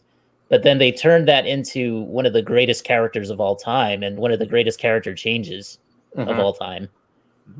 Which I need to read Gail Simone's Birds of Prey because... Yeah, dude. I'm telling you... Read the entirety of Birds of Prey, honestly. Like, read the Chuck Dixon stuff and the Gail Simone stuff. It's really good. I totally will, but like I'm loving what she did with her in the New 52 if they had to change it. But like hearing how she empowers herself in the wheelchair, that's really good too. But so that's one. And the other is from I believe in the early 2000s or something like that. I remember the backstory of it was I think it's called The Authority. Like, I think Mark Millar, and everybody knows how I feel about Mark Millar. Fuck you. But, you know, I respect your impact. He took over The Authority from, I believe, Warren Ellis. Yep. And he made them even grittier. He made them even more cynical. He Mark Millar'd them. He Mark Millar'd them, essentially. They were outselling Superman. So... the writer of Superman at that point did this story, What's So Funny About Truth, Justice, and the American Way, where Superman basically comes to blows with these characters that are basically like him, but they're a little bit more of anti-heroes. And the whole time, Superman's just kind of grappling with the fact that everybody is cheering on these people for, you know, basically being very brutal in their tactics and, you know, not really caring, but they're getting results done. And there's a powerful scene where he's in bed with Lois and he's talking about, you know, I saw these kids playing on the street and they were pretending to be these guys and they were pretending to kill each other. You know, I understand they're kids playing around, but what does that say that that's who they look up to? So they've been constantly harassing Superman and Superman's like, you know what? We got to settle this. And they're like, yeah, we'll kill you, man. Like, we'll settle this. That was a Joe Kelly story, and that was adapted into Superman versus the Elite, the animated movie. That's what they were called in DC, yeah. The so Elite, yeah. They go, I believe, to another planet. And they're literally broadcasting this, and they just completely wreck Superman. It's absolutely brutal. And they're just like, it wasn't nothing. But then suddenly they all start getting picked off one by one in different ways. I think one of them, Superman claps and it literally sucks the oxygen away from their lungs and they pass out for a little bit. One of them, he just completely throws them all the way across another solar system. And the last guy, he just starts toying with him. And it reveals this very ragged, beaten down Superman. He looks like a monster. He looks like the Superman equivalent of that one famous Frank Miller cover for Dark Knight Returns, where he's just like completely like scarred up, hunched over, and everything. He looks like a beast. But at the same time, everybody understands, like, oh my God, so that's Superman. Like that, he could have done that. He's been going like kind of like what happened with Superman and Darkseid and that one thing in Justice League. Just they fully understand it, and the main guy's like, "Why aren't you going to kill me?" He's just like, "Because I'm not about that. You're lucky that I'm letting you live because I do have the power. But understand this: it's not that I'm doing this because I'm weak. I'm doing this because I literally care for everybody." I pardon you. Deep down, Clark is a good person, and I am not. And then just like, hey, you know, we'll do this again. You know, we're gonna. This isn't over, Superman. He's like, yeah, I have no doubt of that. And next time, I'll be ready for you. And it's just one of the best encapsulations of Superman I think I've ever seen. Right up there, and I can't believe I'm saying this, with Frank Miller's writing of Superman in the very last supplemental story of Dark Knight Returns 3 Master Race. But then we have the other one that like I said, I think you'll be shocked that I'm mentioning it. But Paul Dini, he wrote this story. I know where you're going. It's called Dark Knight, a true Batman story, I think. Yes. I know where you're going with this. Yes. And it's basically Paul Dini telling a biography in a way of one night that happened to him in real life, where after writing Batman and everything, he was, he was dealing with a lot of his own issues and everything. And one night, I believe, he's just walking down after a bad date, I believe, and he stumbles into this neighborhood. Not this normal neighborhood that he would go down, but he was just so in his own head, he walked down the wrong neighborhood, and he gets beaten up and mugged, beaten with an inch of his life, and he just spirals into this cycle of self-loathing and depression and everything. And all the while he's dealing with all this, just kind of that lack of drive to work and everything, he imagines the Batman villains just kind of enabling his behavior. Like, Two-Face just being like, oh, you should totally, like, yeah, why did you take a chance? You could have jumped them. Or when he's on the date with the girl that clearly is only interested in him for his connections. You have Poison Ivy just kind of really laying it on thick about how pathetic Paul is and completely going along with this. And Joker just being, Joker about it. But the thing that I think encapsulates DC in that, I mean, who better to understand these characters and what they mean than a character that literally reinvented and in some cases invented these definitive versions of these characters. And there's a point near the end where he's not fully fixed. In fact, he knows he'll never be fully fixed, but he's kind of going through everything that went wrong. And, he's choosing to move forward, and all the villains are just his internal thoughts just kind of bubbling up and everything. Yeah. Basically the manifestations of all of his self-loathing and all of his emotions. Like you have Jonathan Crane just being like, come on, they made you powerless, and that was probably your biggest fear. He's like, yeah, I understand that. But at the same time, I also know I can't fully be in fear all my life. Like it or not, I got to go outside every once in a while. And then you have Poison Ivy just kind of playing into, well, you're only going to do this and that. And it's just like, well, I still have to move forward. Yeah, some connections are bad, but, I'll manage. And then, of course, you have the granddaddy of them all, which is the Joker. And it's just like, I know everybody else is buying into this, but not me. I know you better than anybody. And I know that this is just one of those things that you're trying to tell yourself. You're trying to delude yourself into thinking that it's going to be okay. He's like, no, I understand that. And I know that you understand that better than anybody. But that's also why you're such a fun character to write. And in some way, he still manages to get one up on everybody. And the one character that he walks out with at the end of the story is Harley Quinn. I knew it was going to be her, yeah. Because, he created her, yeah. And that's his baby. Even Arlene Sorkin is a major player in the story, too. So after walking out of the room, and he's set up the whole thing like he's storyboarding for the animated series and everything, too.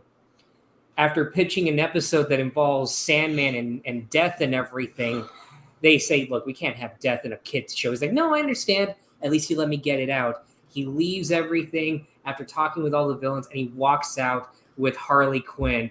And he's just like, come on, let's go home. And she's like, oh, hell yeah. You're going to write me another great story? He's like, come on, you know it. And it's just, even in that, like, DC, as much as it's about connections, as much as it's about,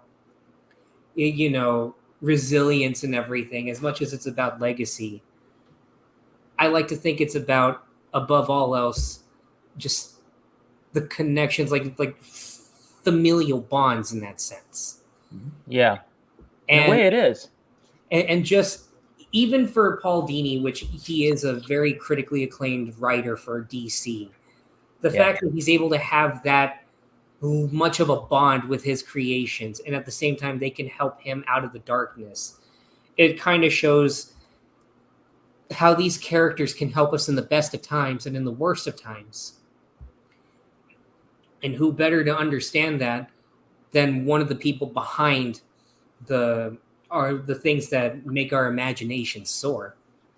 You know, I've often thought of even a character like Cassandra Kane, like Brock, like you were saying, with her origin story and the hardships she went through as a character, and also Stephanie Brown, whose dad was a villain, and then who they retconned into her mom also being kind of like crooked, and then in the later, which I don't know, but whatever. Anyway, just the fact that she came from that kind of a root where like her father was like a small time crook, but he was still into bad things, and she just hated that and she wanted to fight against it. And I just think that to me, it's like there's so much injustice in the world, and these characters like Batman, like Steph, like Cass, like Tim Drake, like Superman, like Wonder Woman, are there to like remind us that all is not hopeless, and that we can each play our part into making the world a better place, even in a small way. I think that's to me, that's the greatest thing that DC and Marvel and Image and all these other companies that produce these stories are doing for us. I think that's the major thing that I love about DC, really, and about all of comics. Yeah. Couldn't have said it better myself. Absolutely. Yeah. Sorry for getting heavy at the end. No, that's all good, man. Oh man, that's a really solid story too. Like I have to go back and reread that again, Paul Dini's book. It depresses the hell out of me. And I remember Crystal walked in on me during the scene where, trigger warning for anybody listening, but Paul Dini wins an Emmy, but he's still lost in his thoughts and everything. They're consuming him, and he's looking in the mirror and he's cutting into himself with the edges of the Emmy. And I remember you walked in, you're like, Josh, let's go outside. Let's get you out of here. That you look depressed. Yeah. Mm-hmm. Mm-hmm. Now, we're coming up to the end, I think, but if there's one thing that I want to throw to everybody, everybody's in the hot seat in this collectively. Would you say that DC's in a good place right now, and where would you want to see them go? I'd say yes, they are in a good place. I'd say so, yeah. Yeah. So they're in a good pattern at the moment, just need to retain footing. I think, I agree with you, Brock. Yeah. Yeah, like it's very easy for them to go off the deep end at any point. I think it's been a rough ride for them, and I think that it's very complicated as to where to go from here because, with Discovery and that whole merger thing that's coming up, are we still kind of are we still wondering like what's the status of like their games coming up, like Suicide Squad versus Justice League, and like I have no idea. And like Gotham Knights? We'll probably find out more at the next fandom. Yeah. Which is in a couple months. Yeah, they haven't said crap about the games, so we'll see. I'm so curious as to, and even the comic business, like the fact that we haven't seen a Batgirl's book, even though I think there's an apparatus in place that could make that happen, but I think they're also like they're curtailing their publishing, so I don't know exactly where the comics are going to be. And also the fact that we're just still seeing all the fallout from like Future State and all this stuff with like more legacy characters and where that's going to go. I mean, is Bruce Wayne going to be our Batman in the future, or is it going to be like Jace Fox, or is it going to be like, what's going on with all these characters? Like, I'm so curious as to, like, even just in the comics, where they're going with it. They have a good team. They have Jim Lee. They have, I think it's Marie Javins, who is editor-in-chief now. And I think that like they have a good team in place. So I hope that the comic book business stays strong. I hope that their publishing kind of like continues to go on, even though I know it's like, it's not all that strong because comic books don't sell well anymore. But, I hope that they're able to do something with like digital or just do anything that you can to keep it alive. I think it's complicated, and I think that it's hopefully going to turn out for the best. Like, my main hope is that they keep up with the imagination that they have. Like, even in their off books like that they've had recently, they're still absolutely great, and especially in their films, they're starting to kind of fully go into the kind of creative freedom that their writers and artists are starting to have. And in the shows, I mean, we got Doom Patrol, we got Young Justice season 4, we got Superman and Lois, and well, the Flash is still on, but you can't have everything. Well, I think they're running out of things to beat that horse with, so eventually they're gonna let it die. But like, if there's anything, I just don't want the comics to devolve into the popularity contests, because I think you guys remember, it was months ago, they did this poll thing. It was a round robin. I remember that. And they had all these writers come together and they gave their pitches for future books and everything. Boy, they had some weird pitches, man.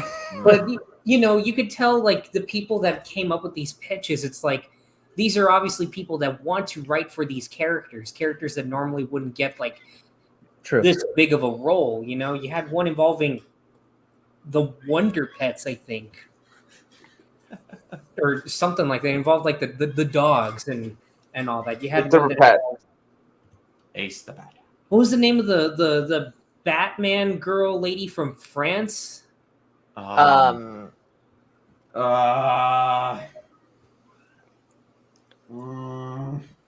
she a Batman Incorporated member?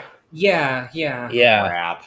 There's so many of them. But there's a ton. But they pitched a story with her in France, and it was going to be like this noirish take, which, I'm all about my Batman and noir. But at the same time, I'm all about my boy Blue Beetle. So when you have that up against a story about Blue Beetle graduating high school while dealing with an alien invasion, I mean, it's like, it's no contest. Mhm. And that's the one thing that I hope they completely abandoned, in that sense. Like, all right, we're just going to publish all of these, because I remember the reception was pretty negative. Like, give us more stories like Superman's best pal Jimmy Olsen, who killed Jimmy Olsen. Give us stuff like Tom King's Supergirl. Give us Tom Taylor with anything involving Superman or the Suicide Squad or anything. I mean, his Nightwing book is going strong right now. So, like I said, he's on a roll. Tom Taylor's on a roll, man. Like, he's a good writer too. Keep the freedom going. Like that's the main thing that I think that sets DC apart from, like in the comics at least. Like, business wise, they handle freedom better than Marvel, which is constantly under. All right, we got the editors. They also handle paying their contributors better than Marvel does. I thought you were about to say I thought you were about to say the lettering. Oh yeah, well, the lettering is obviously a thing. That's one of the things that I'm definitely, that's a thing for me. The lettering in DC books is far better than it is in Marvel books. I'm just going to say that outright. And it still is to this day. I was going to say that, like at least they let creators get residuals if they use their characters in movies or in other kind of projects, Well, I think Marvel could definitely do better. One. With the exception of one, yes. You're right. You're right about they that. They were a bit of a dick to Bill Finger for a while. You're right about that. Well, yeah, but at the same time, history's been kinder to Bill Finger now. Yeah. Now recently everybody's they've more than made up. They have made up for it. So. Now yeah, they have. Like, oh, Bob Kane, go fuck yourself. Yeah. Bob Kane is dead. So. Yeah, I actually saw a Hulu documentary. Yeah. What's that called? Batman and Bill Finger, I think. I think it was. I don't remember exactly what it was. Oh my gosh, I don't remember the name of it, but I know which one you're thinking of. Yeah. Batman and Bill or something. It wasn't as big of a thing. Yeah, Batman Bills. What was called? Wasn't there an issue they had for a little bit with the Schuster with Yes. Superman? Yes. I remember. It wasn't as bad, if I remember correctly, but I mean, like they got over it a lot quicker. Like the creators of Bane or the creators of like those guys got residuals. I think if they use them in like Dark Knight Rises, which they use Bane in that, so we got But I mean, I'm just saying that like at least they give you the option. Paul Levitz when he was publisher, and Jeanette Kahn and Paul Levitz when they were in charge of the business at DC. I think that they tried to. And Denny O'Neil. We can't go a DC show without mentioning Denny O'Neil. Dennis O'Neil, who was the editor of Batman for many years and also a great writer. I have his book about writing comics. He's awesome. But yeah, I mean, God rest his soul. He was a great creator and editor and one of the guys in charge of like a lot of the books that I read when I was growing up. So, but yeah, I mean, I think that they've done a better job at least in the more recent times of trying to take care of their creators and stuff. And I think that, like Disney and Marvel could definitely learn a few things in that regard. Like one thing you see all the time when you're watching like a DC show or movie is in the credits they'll always say like based on characters from DC. Yeah. If it's Batman, you'll see Bob Kane and Bill Finger. If it's Superman, the Schusters. But yeah, I didn't realize also in the Suicide Squad, the guy that puts the explosive bomb into what's his face? Savant's neck is I think the guy who originally penned the first Suicide Squad. John Ostrander, yeah. That's cool. Well, yeah, I mean, but they do it on both sides. These huge companies that are making so much billions of dollars off these franchises, I think they really do have a moral obligation, if not a legal one, they have a moral one to take care of their creators. These people who are aging and who are getting sick and stuff. I mean, like not to get on a rant here, but it's just that in terms of like, I think DC has done a better job in that regard. It's not enough, but they've done a better job. And I think that, they should take care of their creators, of the creators of this stuff. That's not asking for charity. That's just giving credit to what where credit is due.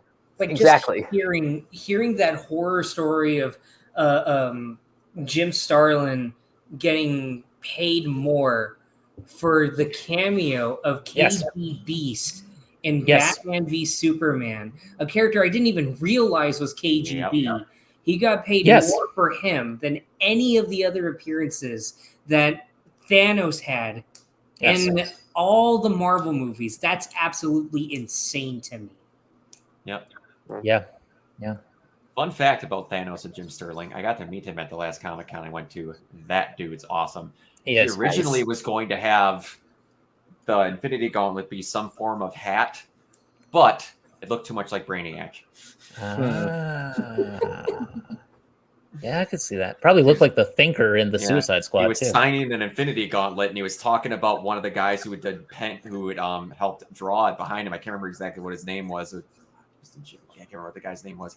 But yeah, they were talking about random stuff. Just randomly, just talking about the coolest things on the planet, just like it's, their dinner they ate last night. I'm like, can I just sit here? Well, all in all, guys, I think this was a pretty great discussion. It was, man. Yeah, I enjoyed this. Yeah, there's above all else, it really just gets me thinking. I have a lot to catch up on. You have a Me lot. too. I'm telling you, it's one of the most rewarding journeys you'll ever take. And I'm having a ball just nerding out at everything. Like, oh my god, they referenced Rita Farr in that VHS tape in Young Justice, and she'll be like, who the hell is that? No, it's Doom Patrol. What? Exactly. Exactly. Don't worry about it. Above all else, DC there's a reason why it's one of the big two, and for God's sakes, we owe a lot to them in terms of our modern pop culture. So, cheers to you, DC. Another anniversary down the drain, and I'm telling you guys, you're only going to get better from here.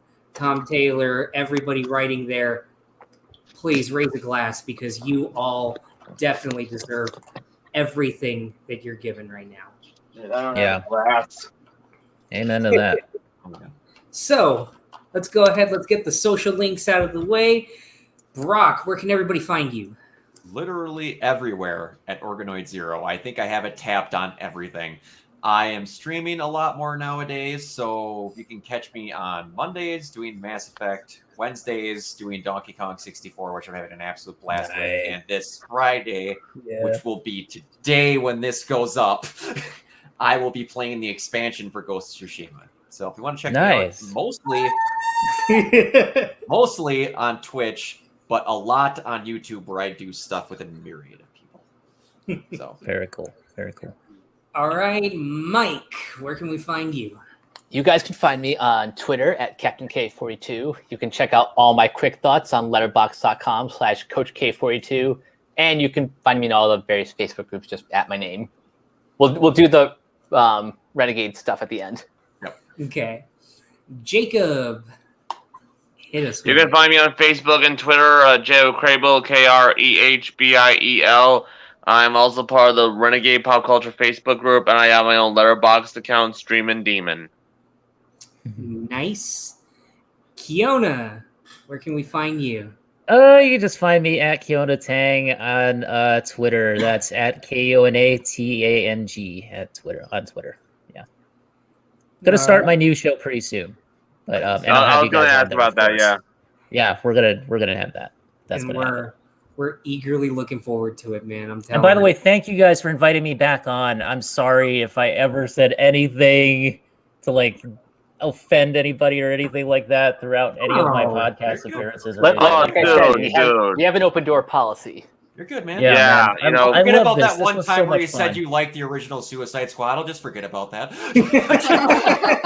I still like it. I still like it. I'm just giving you shit. Shang-Chi's still around the corner for you, Kiona, if you want to come on board for that. Yeah. Well. We'll talk about it. We'll talk. Yeah. Okay. All right. You. Woman. Crystal, where can everybody find you? All right, man. You can find me on Twitter under simply_ragu816. Where again I regularly roast Josh on all of his tweets because I can't make my own tweets. You can also find me on the Facebook group, the Renegade Pop Culture Facebook group under my name, Crystal Gillum. And that's about it. I mean, I know Josh is going to get upset if I don't plug in my TikTok, which is under the same username, simply_ragu816. And that's about it. What about you? Okay, you can find me at YouTube at JoshBoy64, where I have an amazing video on Kevin Smith, one of my best works. And I have the DC Defined video, an ode to the Blue Beetle. You can check both of those out. They are terrific love letters to their subjects as well as their worlds.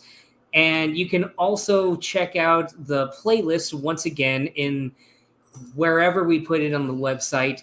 It's on YouTube, the DC Defined. You'll see amazing videos from people like Chimera Films, For Every Kind of Geek, etc. And on top of that, you can find me at Twitter at JSH Lozano. If you want to join in on the DC Defined Fun, if you have a subject you want to do, just reach out to me from there. If you have a video, I'll put it on the playlist. If you're not catching me simping and doing weird things on Twitter and just overall ranting. You can also find me on Instagram at Joshua Lozano64, where I've been posting journals of my production for my Stephen King adaptation, Rest Stop. It's a little depressing, but it's also very interesting if you're into film production. And you can find me on Facebook at Joshua Lozano. I'm in the Renegade Pop Culture Facebook groups. And likewise, for everything involving Renegade Pop Culture, You can hit us up at Twitter at RenPopCulture. You can visit our website, www.renegadepopculture.com. And on our Facebook, we're at RenPopCulture. Need an escape? So do we. That'll do it for this episode of Renegade Capes, and we will see you guys in the next episode. Peace out. Peace.